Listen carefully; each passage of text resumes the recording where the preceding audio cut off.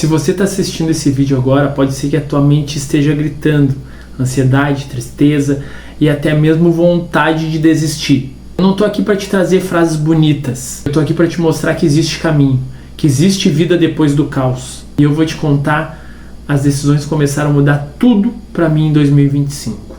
Espero que te ajude. Então estou retomando meu canal e vou começar a falar mais abertamente, com mais simplicidade e trazer conteúdos que realmente gerem valor para quem está assistindo o canal. E não é conteúdo de coach milionário, é conteúdo raiz, conteúdo de quem está aqui vivendo no dia a dia. E como o nome do vídeo já diz, eu vou falar hoje sobre 5 decisões que eu tomei para poder prosperar em 2025. Algumas eu já consegui concretizar, outras estão em andamento. Beleza? Espero de coração que esse vídeo te ajude. Para quem não me conhece, meu nome é Rafa Santos, sou terapeuta com foco em ansiedade. Nesse canal tu vai encontrar vídeos sobre desenvolvimento humano, inteligência emocional e com certeza conteúdos que vão te agregar para ser um ser humano melhor e se desenvolver melhor. Vamos lá então. Decisão número 1, tá? Melhorar a minha espiritualidade, a conexão com Deus. Quando nós fizemos nossas metas, eu e Helena, que a gente sempre faz as metas na virada do ano, a gente decidiu por melhorar essa parte, que é algo que a gente estava deixando de lado. Eu conversei com ela e a gente definiu alguns locais para visitar. Para quem não sabe, eu sou espírita kardecista, e nós no espiritismo a gente não tem algo assim, só posso frequentar o centro espírita. Não, o espírita ele é aberto para qualquer tipo de templo. O que é um templo? Templo pode ser uma igreja, pode ser um terreiro de umbanda, pode ser uma sinagoga. Templo é aquele local onde as pessoas vão para poder orar e se conectar com a sua espiritualidade. Então a gente entende isso por templo. Então eu conversei com ela e a gente foi conhecer algumas igrejas, né? A ideia era conhecer algumas igrejas, porém, na primeira igreja que a gente foi, bateu, tipo, literalmente o santo bateu.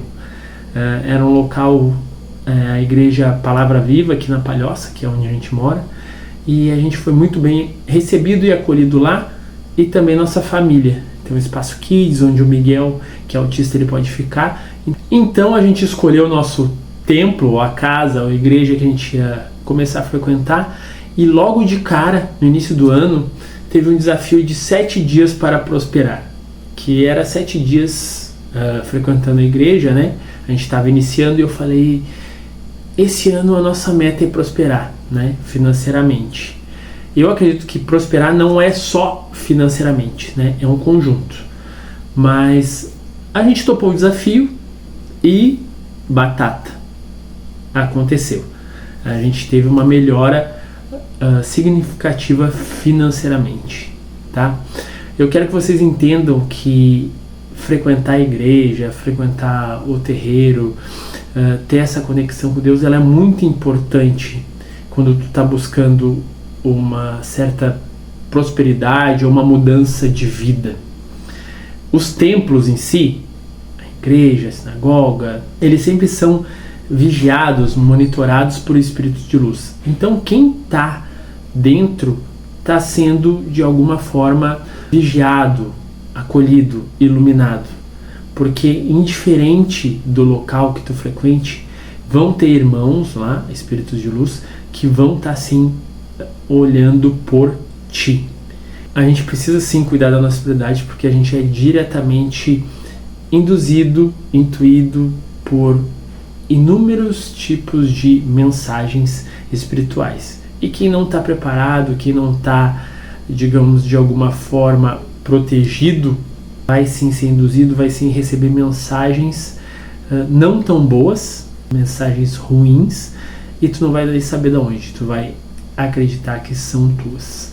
Então quanto mais tu trabalhar a tua espiritualidade, mais tu vai acabar por te conhecer e mais tu vai ficar protegido. A segunda decisão que eu tomei foi começar a doar, mesmo sem ter dinheiro sobrando, tá?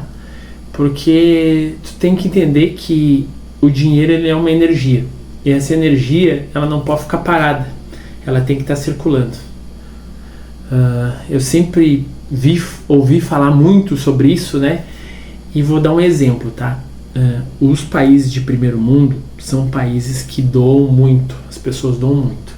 Eu fiz um intercâmbio em 2010 para os Estados Unidos e eu me surpreendi com a mentalidade deles, né? Que eu tô acostumado aqui com o Brasil, então eu fui para lá e fiquei surpreso. Eu fui num pub e o barman, né? As pessoas pediam as bebidas, o barman entregava a bebida para todo mundo e as pessoas colocavam o dinheiro na bancada, assim, ó.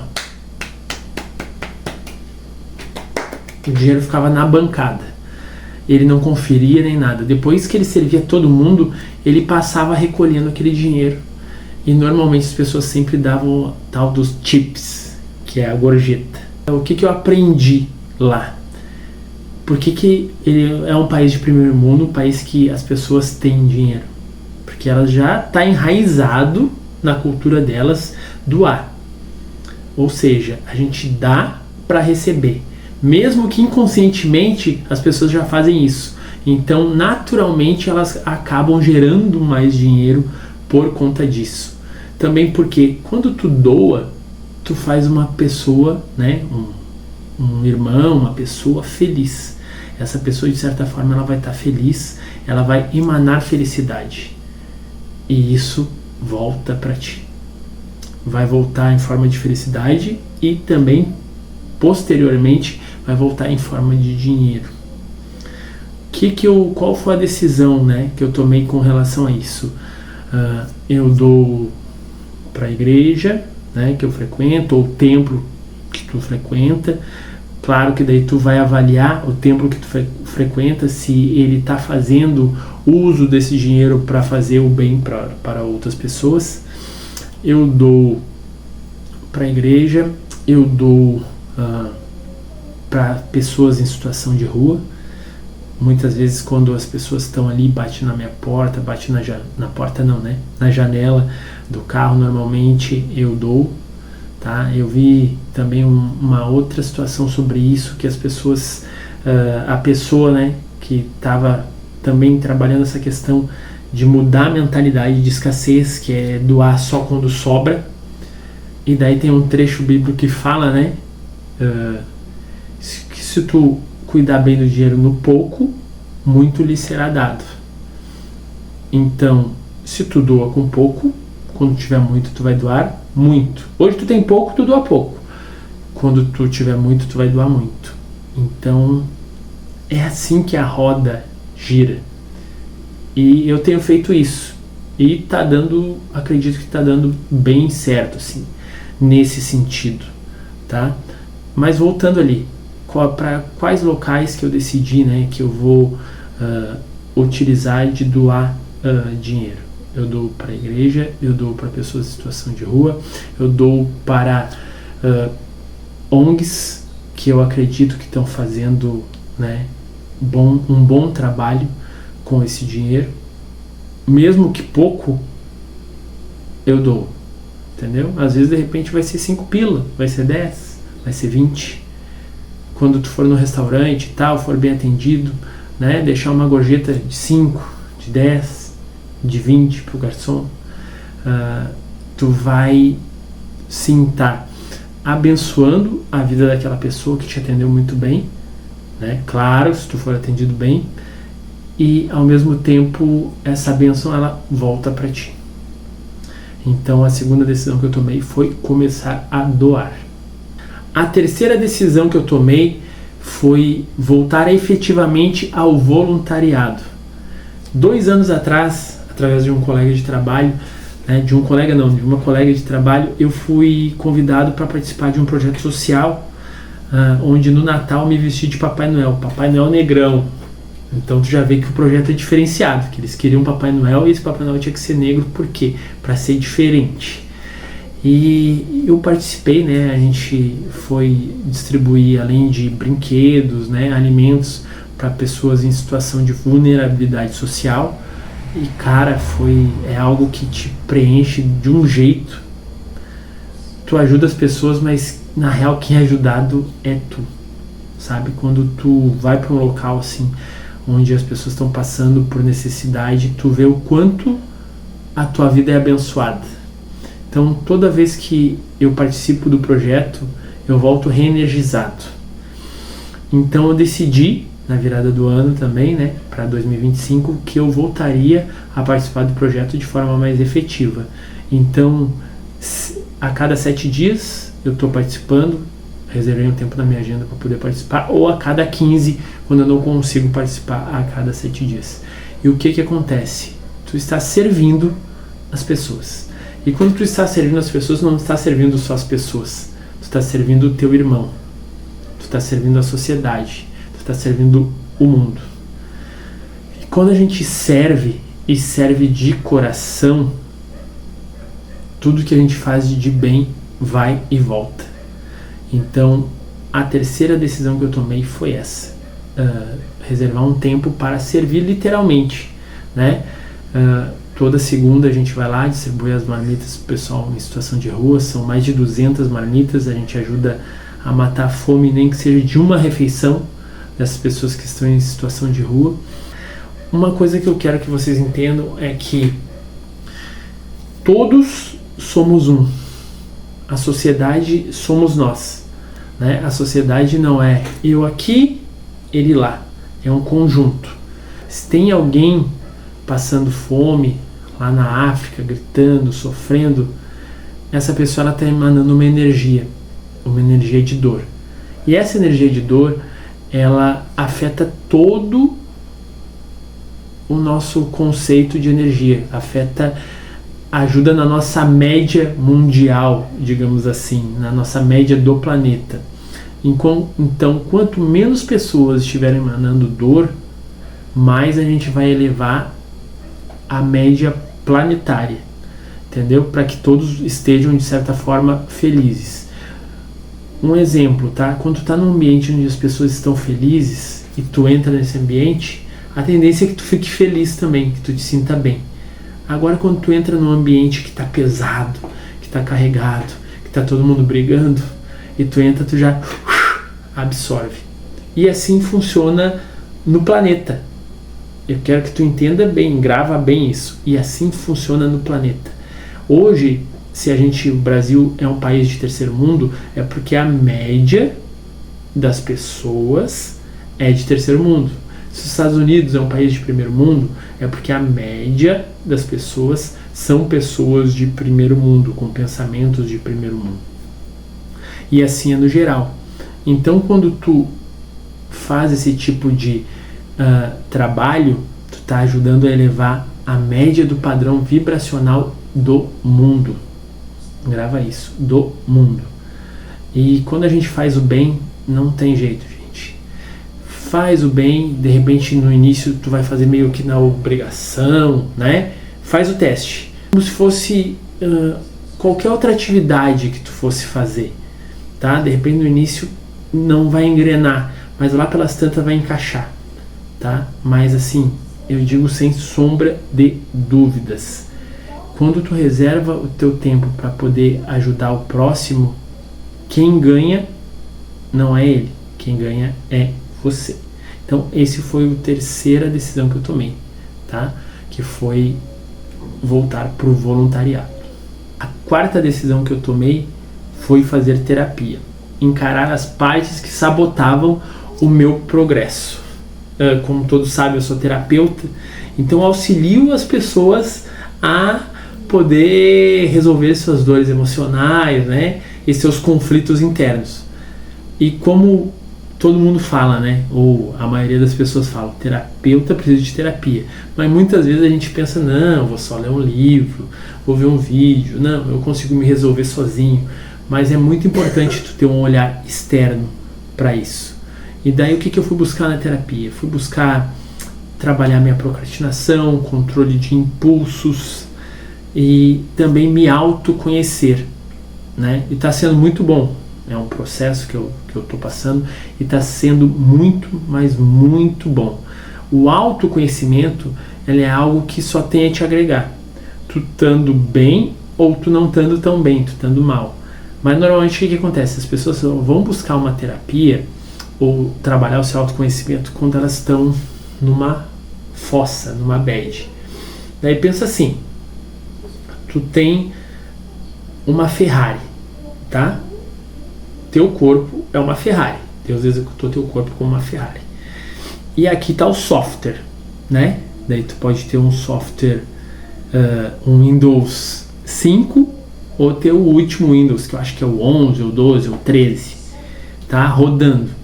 Ou melhor ainda, um programa do Mac, tá? O iOS lá voando. Só que o que acontece? Muita gente cuida muito do externo, e acaba esquecendo do interno. Só que é isso aqui que faz isso aqui rodar. E muitas vezes a gente tem alguns bloqueios, algumas travas que sozinho a gente não consegue superar, ou não consegue dar andamento, ou a gente consegue dar andamento até ali. E não é feio tu pedir ajuda. Isso é muito nobre. Então, se tu buscar essa ajuda quando tu tá bem, ou tu tá te sentindo bem, a tendência é que tu fique melhor ainda. Agora, quando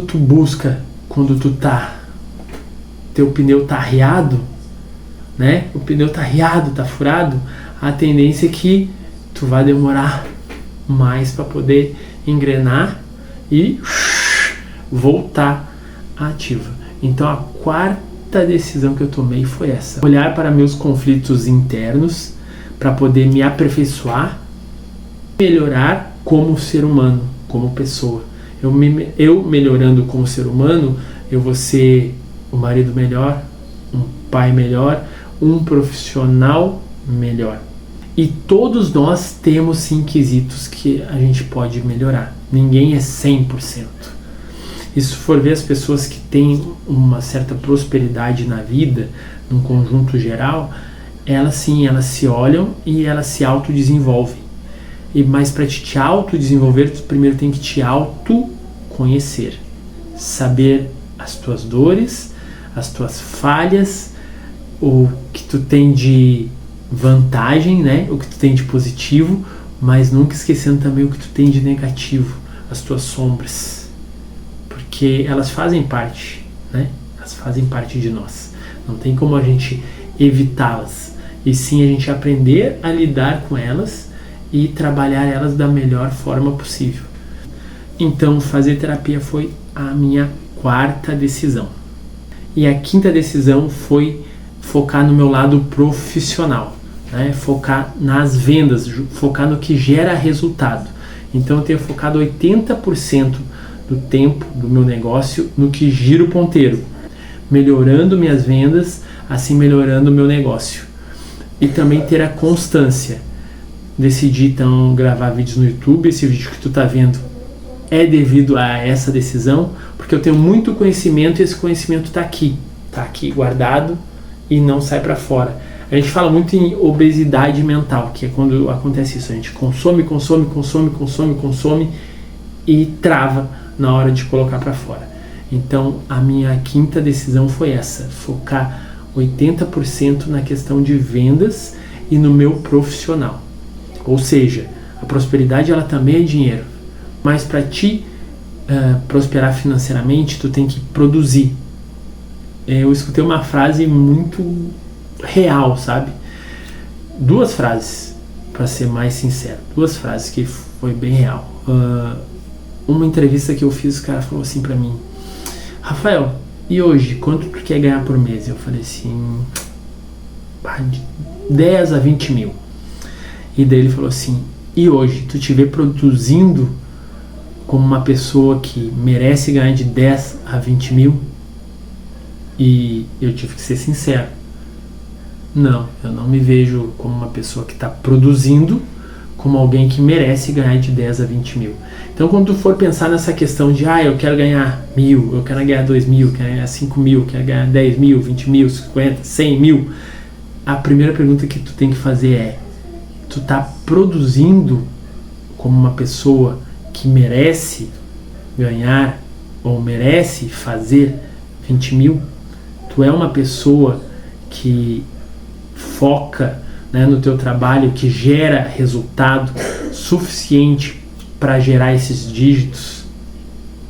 E a resposta é: se tu for essa pessoa, tu já está gerando. Se tu não for essa pessoa, lamento te dizer, mas é por isso que tu não está gerando esse dinheiro total, porque de repente faltam alguns conhecimentos para ti, perseverança, falta conhecimento técnico, conhecimento também emocional, conhecimento em vendas, conhecimento em marketing, que te faça gerar esse dinheiro. Ou também, às vezes, tu tem todo esse conhecimento, mas tu não coloca ele para fora, tu não te mexe para fazer ele acontecer. Tu tá tudo aqui na mente, tu não consegue tracionar. Então, às vezes, a gente volta para minha decisão anterior, que é a 4, né, que fazer terapia. Isso vai te ajudar a te entender e conseguir colocar para fora todo esse conhecimento ou essas habilidades que tu tem, e por isso então tu não tá tendo o resultado que tu quer. E recapitulando, tá? A minha decisão, a 5ª, foi isso: focar na parte do negócio. Para isso, 80% em venda, gerar conteúdo para o YouTube, porque eu tenho muito conhecimento que ele está aqui e eu não coloco para fora. Ter constância na minha produção de conteúdo e também melhorar a minha oratória, tá? Então, isso eu não fiz ainda, mas tô a caminho de fazer, tá nos meus planos, fazer um treinamento em oratória. Por quê? Para que eu consiga colocar minha mensagem de forma profissional. Não sei se é bem isso, não seria profissional, mas que eu consiga transmitir a minha mensagem de uma forma que as pessoas consigam parar para me escutar. Tu entende? Porque muitas vezes tu tem a mensagem, mas tu não consegue transmitir ela com qualidade, com aquela qualidade que a pessoa para e te escuta. E bons oradores têm essa característica, e não são poucos, tá? A gente vê aí oradores que usaram para o mal, como Adolf Hitler, que era um ótimo orador e utilizou da sua oratória e persuasão para fazer o que fez. Como a gente tem aí nossos presidentes, o presidente Lula, Bolsonaro, vamos lá, o Joe Biden, eu gosto muito do Barack Obama, né? Então, tanto direita quanto esquerda, quanto outros profissionais também da área de empreendedorismo, são ótimos oradores. Então, quando eles começam a falar, de certa forma, eles param. Tem um exemplo que eu acho muito louco, assim, que é o Malcolm X, né? Malcolm X, que naquela época não tinha internet, né? Hoje tu tem internet, daí tu vai ali, tu posta, tu tem a TV, as pessoas estão milhões te vendo. E daí a gente pega o exemplo do Malcolm X, que ele reuniu 100 mil pessoas nos Estados Unidos, e naquela época foi só no boca a boca. E daí tu pensa a potência de oratória, né? Não de oração, também de oração, né? De oratória que essa pessoa tem, que ele tinha, para 100 mil pessoas pararem para escutar o discurso dele. Isso mexe muito com o sentimento das pessoas, e também as pessoas se conectam porque de certa forma elas se veem representadas. Então esse é um quesito que eu tenho já por característica, tenho uma fala assim meio desenrolada, mas eu quero melhorar e muito isso. Então essas foram as decisões que eu tomei. Espero que esse vídeo tenha te ajudado. Se ele te ajudou, eu vou fazer muitos outros vídeos nessa linha, uma linha mais simples e também direto ao ponto, e que possa te ajudar, assim como tem me ajudado. Então, se quer acompanhar aí minha trajetória, tudo que eu tenho para contribuir, segue o canal, dá um curtir e compartilha esse vídeo com alguém que também está pensando ou está desejando prosperar em 2025 ou prosperar na vida, porque esse é um compilado de muitas coisas que eu estudei e que eu acredito que sim, vão me ajudar a prosperar em 2025. E quero também que tu entenda que prosperar não é só dinheiro. O dinheiro ele é uma consequência de quem tu se torna. Isso é muito clichê, né? É clichê pra caramba, mas é verdade. Não tem como tu almejar cifras de tipo 6 dígitos, que o pessoal fala, 5 dígitos, 6 dígitos, 7 dígitos, isso não te tornar uma pessoa de 5, 6 e 7 dígitos. Tu precisa, sim, te transformar em uma outra pessoa, uma nova versão. E é isso que eu estou fazendo, é isso que eu estou trabalhando. Espero que tu também consiga enxergar dessa forma. Valeu, abraço, falou!